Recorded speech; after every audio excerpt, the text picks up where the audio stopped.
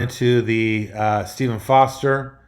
And again, you look at the sort here, it's in order. So, not going to be a ton of value to be made in this race. Everybody's got a queue. No one's coming off really long layoffs. Thomas the Todd and Owendale have good form cycles. All the trainers are acceptable except this big long shot. All the jockeys are acceptable except this big long shot. There's no E runners in the race at all. So, it doesn't look like a fast pace.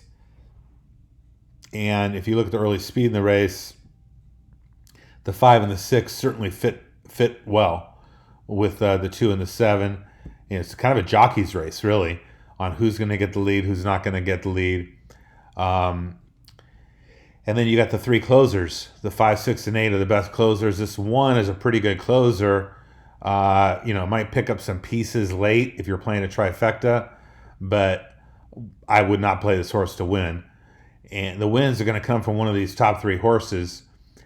If you look at Tom's the Tot and by my standards, and you look at the PFDS and best odds, boy, they're really, really close. These horses are basically equal. Their energies are basically equal. But one's one even money and one's, 5-2.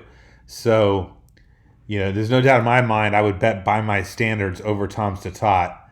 A little bit of value here. I would use both of them and pick 4s. I don't think Owendale is going to get there in time. It's not a fast pace.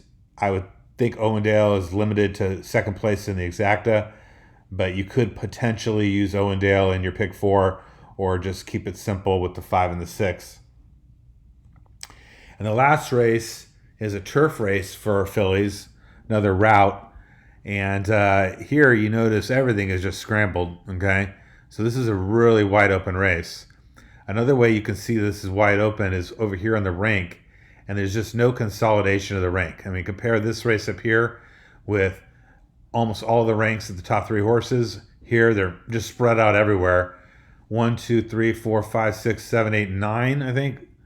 9 horses get a rank of 3 or better. So it's really wide open. And you definitely want to try to get a price here or just don't bet the race. And the 2 prices popping out with value are the top 2 horses, the 6 and 11. So I'd be looking probably to bet the 6 and the 11 in this race. 11 has big odds, got a good form cycle, Q fitness. Trainer's a little weak, jockey's a little weak, but you're getting a price. The pace of the race looks honest to me, not fast. Got 1 EA here that's going to definitely be controlling the race, and it's got looks like one of the best early speed ratings of 96. If you go down here, this horse down here, Eve of War, also has a 96 with an E4. So you figure these 2 horses are going to be battling for the early lead in probably just a fair pace scenario. And then if you look at the energy, the fastest horse in the race is Past the Plate with an 89.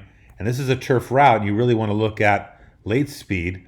So Past the Plate also has really good late speed. So does Sunning Sky. So does Dominga. Even Crystal Cliffs. Now the best late speed, however, is this top horse, Michelin, 98. So that's the best late speed. This horse really, Wittes doesn't have the greatest late speed, but will be at least probably tactically placed early. Really difficult race to pick a winner of. And honestly, I could see any of these horses with a letter grade winning, and I could definitely make a little bit of small case for In Good Spirits if they got an easy lead and just held on. 89 is the top energy, where all these horses are kind of within 5 points except for Wittes. It's a little bit slow, and Stunning Sky just a tad slow as well, but good late pace. I would probably don't think Wittes is going to win.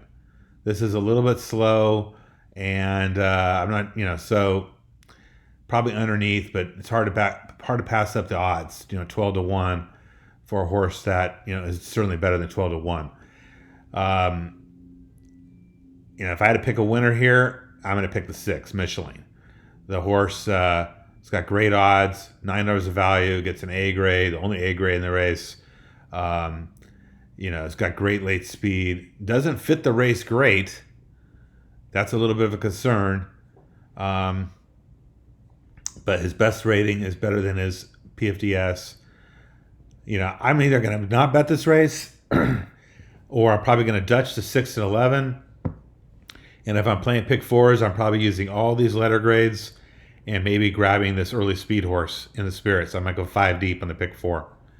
So that's how I see the day. Hopefully you found this video helpful and can leave me some comments or questions, and I'll be sure to get back to them. Thank you so much and good luck.